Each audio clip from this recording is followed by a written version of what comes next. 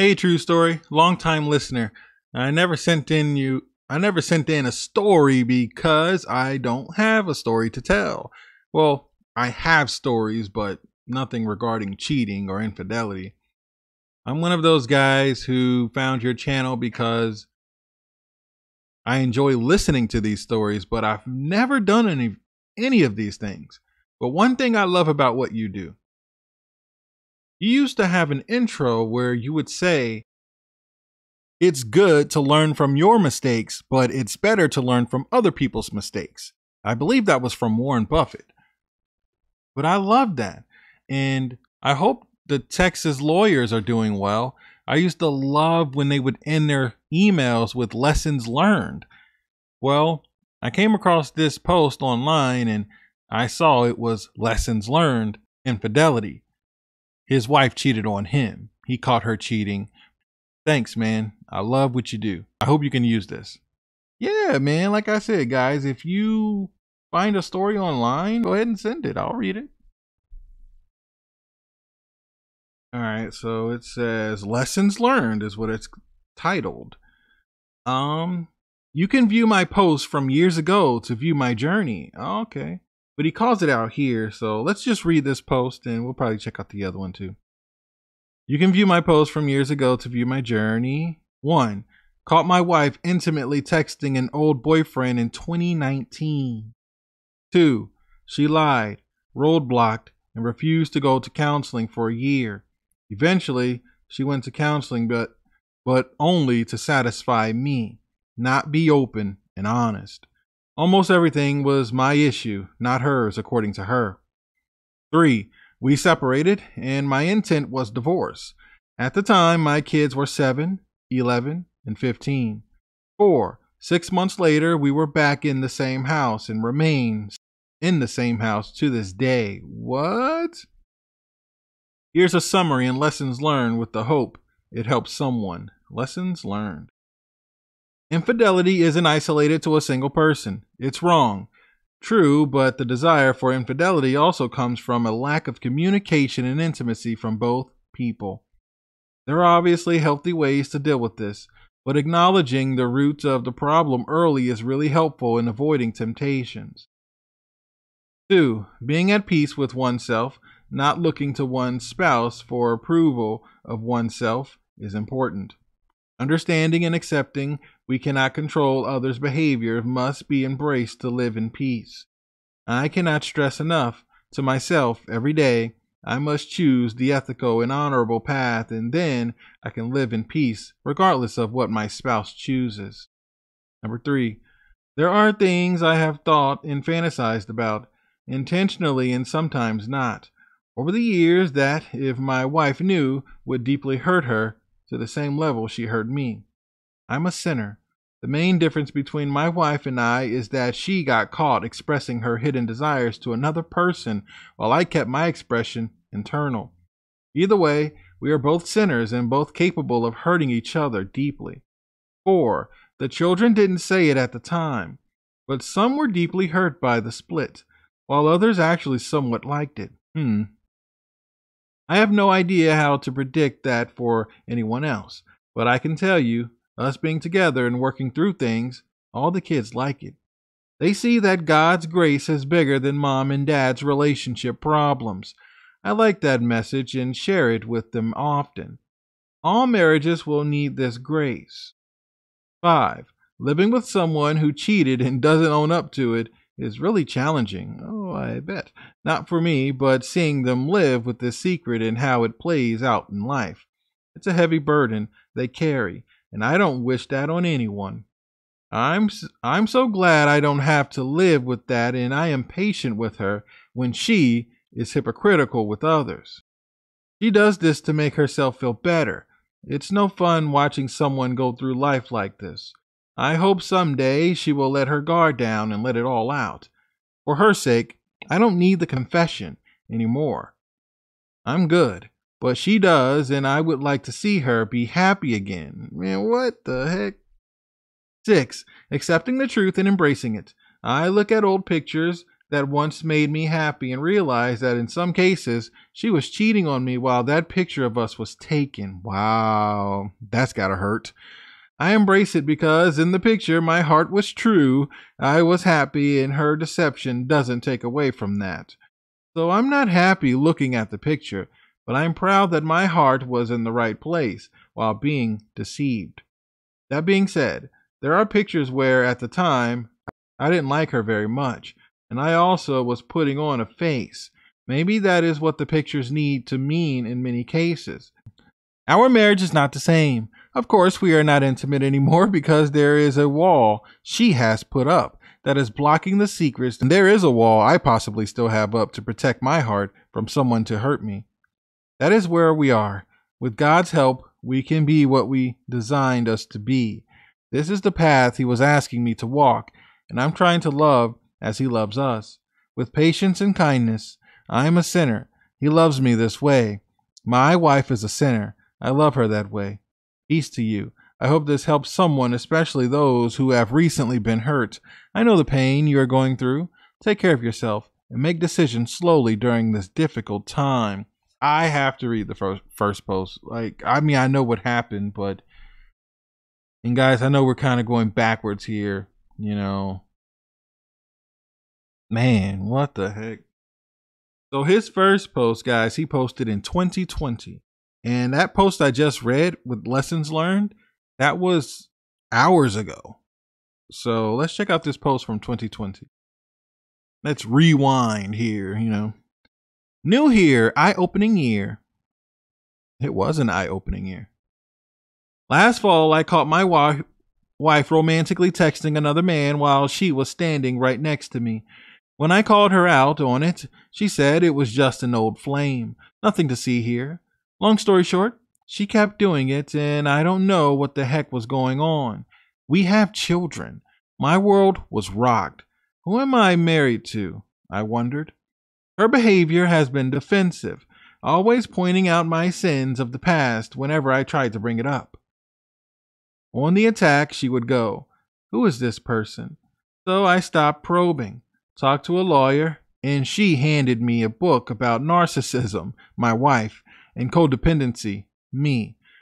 Oh, how much crap I put up with, my fault, in the past, and how mean she was, her fault. Always had me on my heels thinking I had done something wrong. 2020 has been the worst and best year of my life. My wife wants to work things out and stay in the marriage and become very scared when she found out I was considering divorce. She is no longer mean, but the question is it an act or is she sincere? Honestly, I think it's an act. That's where I'm at right now. I think I'm living with someone who doesn't love me. I don't think she ever really has. I think she wanted to marry another man and he wasn't available, so she settled for me. That's gotta hurt. The other man was the one I caught her texting. I'm not sad anymore. Just bummed. Bummed I have kids with someone who is so lame. How lame to marry someone without going all in. Just so pathetic. Where do we go from here? I don't know. Not sure. Good to vent though. Thank you for reading. I am making positive changes, but every day is hard. Not sure it's worth it to keep it going, and not sure that it was best for the kids. Thinking it may be better if we split, but taking my time on that decision. Take care. Wow. So you guys, we read the latest one first. 4 years later, look where they live together. There's a wall up. He has a wall up. It wasn't a good idea to do this. I hear you in your latest post. We're gonna love like God loves us, and I hear you loud and clear, sir. But look in your first post, you're saying, "Oh, I don't know where this is going to head. I don't know where this is going to go." 4 years later, you don't seem very happy. Like you're telling yourself you're happy, but you're living with your wife. You're basically roommates. You said the kids are happy. I think maybe he should go back and read his first post. And then think about like, wow, So 4 years later, here we are, living in a house together, not talking as much. Walls are up, no intimacy. Was it worth it? Was it worth it? Let's check out the comments. Keep moving on to divorce. She just realizes that she is about to lose the cake she's been eating. Yep. I agree. I would make it perfectly clear to her that you are no one's plan B, and you would rather divorce her than play second fiddle to her loser ex. Yeah, man, ain't nobody got time for that. With what little you have written, I think just move on with the divorce. Tell her to call her lover boy and marry him.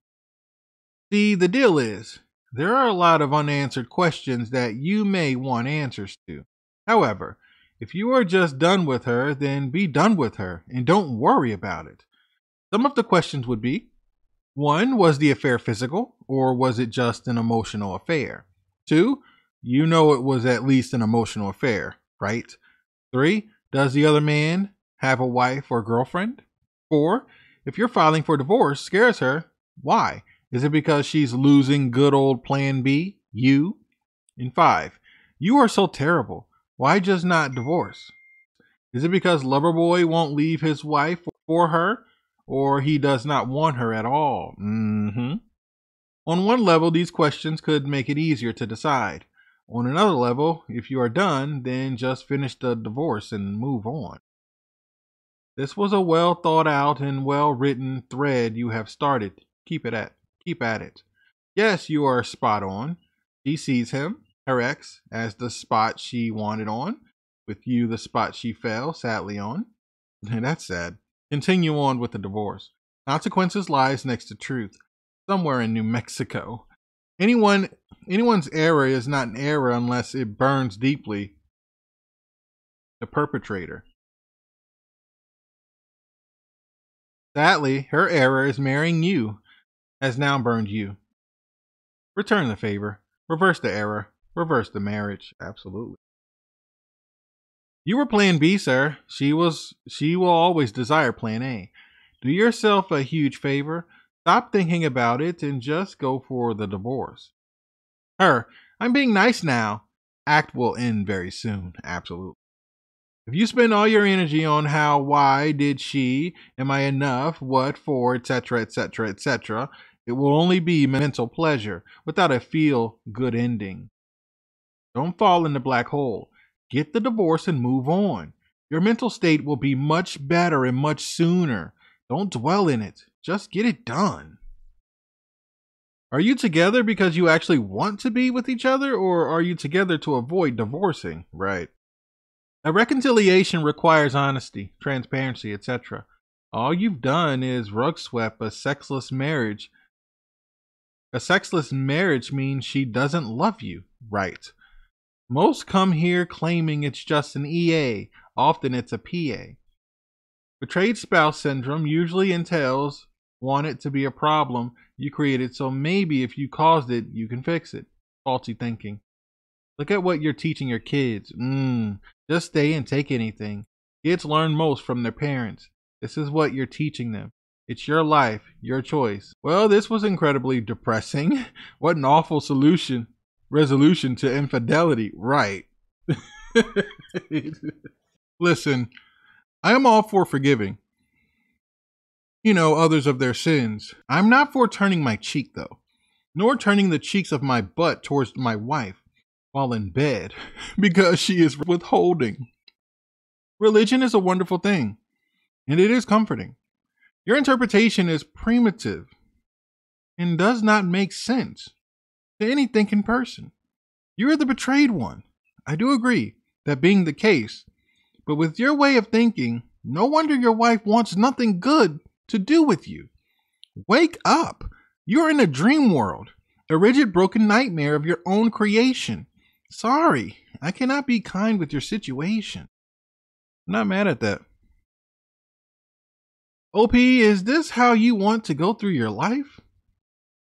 If you had taken action then, you would be healed by now and living a much happier life by now. 5 years of your life spent in a depressing funk. My advice to you is to not waste another 5 years. Roommates, no bedroom action. To each his own. Missed your calling as a politician, OP.